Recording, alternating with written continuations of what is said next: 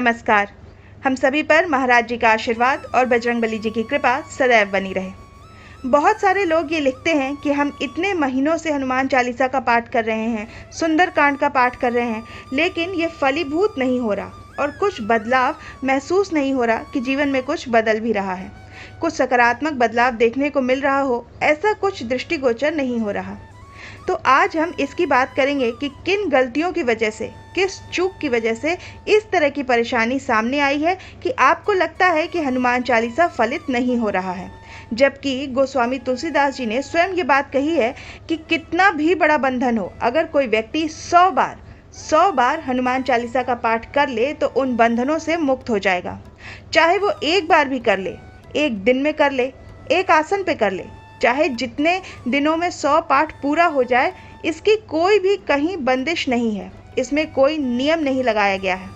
तो कोई व्यक्ति अगर 3 महीने से प्रतिदिन एक हनुमान चालीसा का पाठ भी करता है तो इस तरह से लगभग 90-100 पाठ तो हो ही जाते हैं। तो ऐसे में तो उसके जीवन में सकारात्मक बदलाव आना ही चाहिए। तो कुछ इस तरह की जिज्ञासाएं भी लोग समय समय पर रखते हैं। तो आज इस विषय पर हम बात करेंगे। देखिए, हनुमान चालीसा तो बहुत जल्दी, बहुत ही शीघ्र फलदायी है। बहुत संतों का अनुभव है, आप में से बहुत सारे भक्तों का निज अनुभव है कि हनुमान चालीसा से जीवन बदलता है, बदल रहा है लोगों का लगातार। एक बार एक व्यक्ति से मुलाकात हुई और उन्होंने बताया कि वो काफ़ी दिनों से हनुमान चालीसा का पाठ कर रहे हैं। तो हमने उनसे जिज्ञासावश पूछा कि किस प्रकार से आप पाठ करते हैं, कि आप ये कह रहे हैं कि उसका आपको कुछ फल प्राप्त नहीं हो रहा, किस प्रकार से आप पाठ करते हैं। तो उन्होंने कहा कि गोस्वामी जी तो कहते हैं कि जो ये पढ़े हनुमान चालीसा, यानी जो भी पढ़े, चाहे जैसे भी पढ़े, किसी आसन की बात तो नहीं की गई, किसी नियम की बात नहीं की गई, चलते फिरते आप कभी भी हनुमान चालीसा का पाठ करें तो हनुमान जी की कृपा आपको प्राप्त होगी ही। तो इसलिए हम किसी नियमों में नहीं बंधे हैं, जब मन में आता है तब पढ़ लेते हैं, कभी ध्यान आया तो पढ़ लिया, नहीं ध्यान आया तो नहीं भी पढ़ा।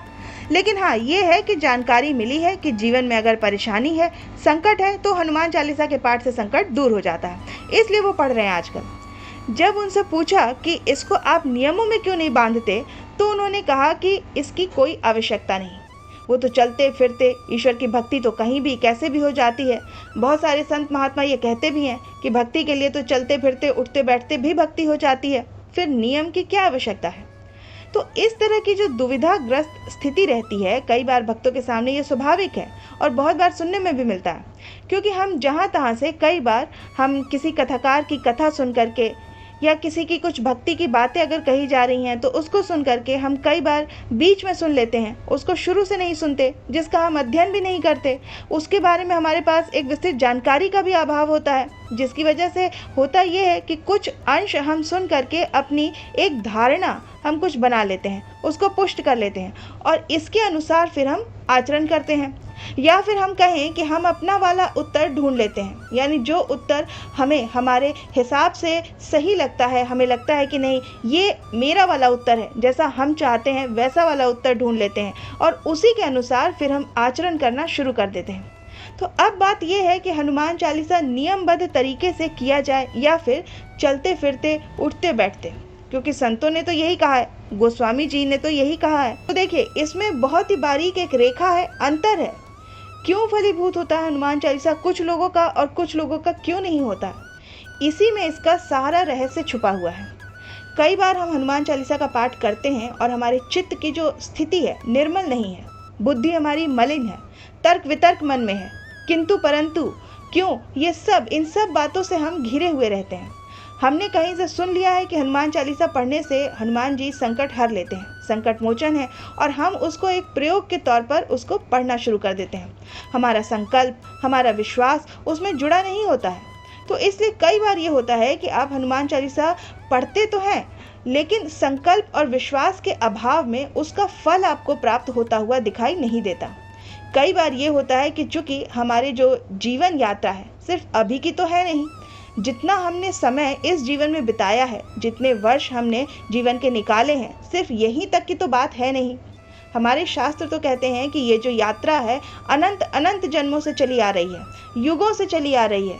तो कई बार इस यात्रा क्रम में हमारे पहले के जो कुछ पुराने फल अर्जित होते हैं, हमारी कुछ आध्यात्मिक यात्रा होती है, कुछ हमारे पूजा पाठ का ये पूर्ण प्रताप होता है कि हमारी जो चित्त की स्थिति है मलिन नहीं रहती, निर्मल एक चित्त होता है, और उस मलिनता में जो डूबा हुआ मन होता है, जो लिप्त मन होता है, वो नहीं रहता। हमारा शुद्ध मन, चित्त निर्मल जब होता है तो हम फिर चलते फिरते उठते बैठते भी हम जब हनुमान चालीसा का जप करते हैं तो फिर वो फलीभूत होता हुआ दिखाई देता है। लेकिन जिन लोगों के भी जीवन में, क्योंकि ये तो अकाट सत्य है कि आप हनुमान चालीसा पढ़ेंगे तो इसका फल आपको मिलेगा ही मिलेगा, मिलता ही मिलता है, इसमें कहीं कोई दो राय नहीं है, ये स्वयं सिद्ध है।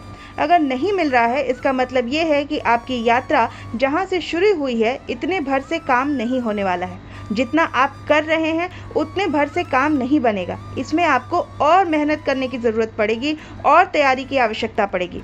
कुछ लोग पहले से ही उनकी तैयारी चली आ रही है, थोड़ा बहुत भी तैयारी किए सब पास हो गए, अल्पकाल में ही कुछ लोग विद्या पा लेते हैं। वहीं कुछ लोगों को थोड़ा कठिन परिश्रम करने की आवश्यकता होती है। तो जिन लोगों के भी जीवन में ये हनुमान चालीसा फलित होता हुआ दिखाई नहीं देता, या फिर हमारे कर्म कुछ ऐसे होते हैं जिनको मिटाने में बहुत समय लग रहा होता है, मिटता तो है पर एक एक करके मिटता है, लेकिन इतना वो जमा होता है कि एक दो अगर मिटता भी है तो समझ में कहाँ आता है, तो उसकी संख्या बहुत ज़्यादा है। तो धीरे धीरे बदलाव शुरू होगा। तो बाह्य चीज़ें हम बदलते देखते हैं हनुमान चालीसा के प्रभाव से, उसके पहले हमारे भीतर भी बहुत कुछ बदलाव आने शुरू हो जाते हैं। इसको आप थोड़ा सूक्ष्मता से अगर आप इसका निरीक्षण करेंगे, अध्ययन करेंगे संवेदनशीलता के साथ, तो ये बातें आपको समझ में आएंगी। तो इसलिए जिन लोगों के जीवन में हनुमान चालीसा फलीभूत नहीं हो रहा है तो कहीं ना कहीं कोई चूक हो रही है, आप नियमबद्ध नहीं हैं। ये आपके लिए नहीं है, हर दवा सबके लिए नहीं होती। चलते फिरते भी हनुमान चालीसा फलित होता है, ईश्वर प्रसन्न हो जाते हैं, लेकिन उसके लिए जिसके चित्त की अवस्था उस स्तर पे पहुंच चुकी है उनके लिए है ये। अब आप कहेंगे कि हमें कैसे पता चलेगा कि हमारी चित्त की दशा क्या है, हमारा मन निर्मल है कि नहीं है? तो बस वही बात है, जिस पर कृपा हो जाती है ईश्वर की, जो सबसे पहला लक्षण है वो तो यही है कि जो सांसारिक आपकी जो भी ज़रूरतें होती हैं वो बहुत आसानी से पूरी होने लगती हैं। पहला लक्षण ही यही है, जो आप चाहते हैं वो होने लगता है, जो आप चाहते हैं वो एक अच्छे रूप में वो सब पूरा होने लगता है। तो सबसे पहले लक्षण तो यही है। तो अगर ये नहीं हो रहा है इसका मतलब ये है कि आपको अतिरिक्त तैयारी करने की आवश्यकता है। तो जो लोग भी चलते फिरते उठते बैठते हनुमान चालीसा कर रहे हैं और उनका कार्य सिद्ध नहीं हो रहा है तो वो नियमबद्ध हो जाएं, एक नियम में खुद को बांध लें। उस नियम से जब आप नियम में खुद को बांधेंगे, उस नियम के तहत आपको पहले राम नाम का सुमिरन करना होगा, उसके बाद हनुमान चालीसा का पाठ करना होगा। तो ये जो नाम जप है, जब हम नाम जपते हैं हनुमान जी का या राम जी का या भगवान कृष्ण का, किसी भी देवी देवता का, तो धीरे धीरे हमारी जो चित्त की स्थिति होती है वो निर्मल होती है। फिर हम जिसका भी पाठ करते हैं उसमें जो भी बातें लिखी गई होती हैं उस पर हमारा भरोसा, हमारा विश्वास बढ़ता है और मन में किंतु परंतु वाले जो भाव होते हैं वो समाप्त होने लगते हैं। इसलिए आज हम आपको कुछ ऐसी बातें बताएंगे जो मुख्य तौर पर ये देखा गया है कि अगर हनुमान चालीसा फलीभूत ना हो तो वो बातें, आप जो गलतियां हैं उसको सुधारी जा सके। जब भी आप हनुमान चालीसा का पाठ करें तो 2-3 चीज़ों पर आप ध्यान ज़रूर दीजिए। पहले, कोई भी बताए कि आप इस तरह से पाठ कर लीजिए तो बताने वाले व्यक्ति ने तो बता दिया कि इस तरह से करना है, लेकिन संकल्प और विश्वास ये तो आपका है। जितना आपका विश्वास होगा, जितने ही आप संकल्पित होंगे, उतना ही आपकी हनुमान चालीसा जल्दी फलीभूत होगी। दूसरा ये है कि नियमों के तहत आप जब भी हनुमान चालीसा करने बैठें तो एक नियम बना करके करिए। नियम बना लीजिए, एक समय निर्धारित कर लीजिए, 7 बजे 8 बजे जो भी समय आपको लगता है सही। अगर आप तुरंत चाहते हैं फलीभूत हो तो ब्रह्म मुहूर्त का समय पकड़ लीजिए। शाम को भी पूजा की जाती है, लेकिन आप चाहें तो आप ब्रह्म मुहूर्त में भी कर सकते हैं। सुबह 4 बजे या 5 बजे का जो समय होता है, आप उस समय भी हनुमान जी की पूजा कर सकते हैं। हनुमान जी की पूजा से पहले आप स्नान आदि क्रिया से निवृत्त हो जाइए, स्वच्छता का ध्यान रखिए और उसके बाद फिर जहां आपने हनुमान जी को स्थापित किया है, जो भी पूजा स्थल है आपका, वहां पर आप बैठ जाइए।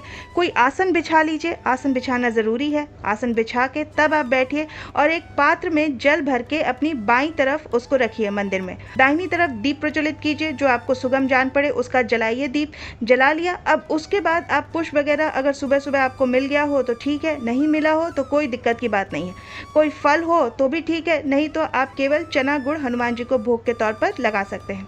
संतों का कहना है कि जब हम किसी भी देवी देवता की आराधना करते हैं और खास करके हनुमान जी की जब हम आराधना करते हैं तो राम नाम का हम सुमिरन करते हैं, तो इतना सत्य है कि हनुमान जी वहाँ पर आ जाते हैं। राम नाम का सुमिरन सुनते ही हनुमान जी वहाँ पर आ जाते हैं सूक्ष्म रूप से।